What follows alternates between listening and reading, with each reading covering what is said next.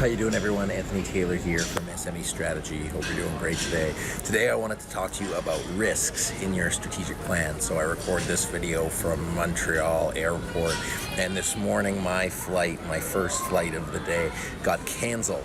And I fortunately had made plans just in case that happened, and I was able to get an earlier flight. But if I hadn't, then I would have pushed my entire trip a day back, and it just would not have worked. Now, why does that relate to your strategic plan? When you and your team are doing your strategic planning, it's so important to create a risk register within the strategic planning process. If all you do is create your vision, your strategic priorities, and your action items, you're missing out on a huge component of the strategic planning process, which is what things could go wrong, what things might get in your way of accomplishing that future vision. So if you gloss over creating a risk register and outlining the risks and roadblocks to accomplishing your vision, you're actually setting yourself up to fail already, not even having done your strategic planning process.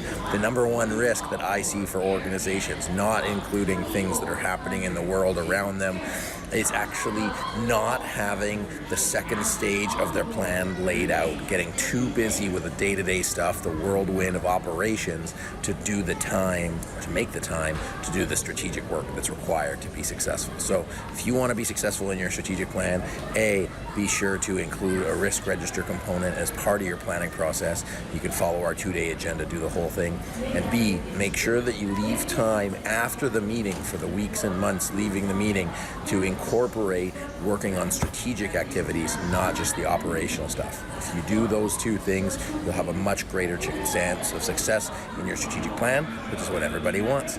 My name's Anthony Taylor from SME Strategy. I hope this video has been helpful to get you started for your strategic planning session, and I look forward to sharing with you next time.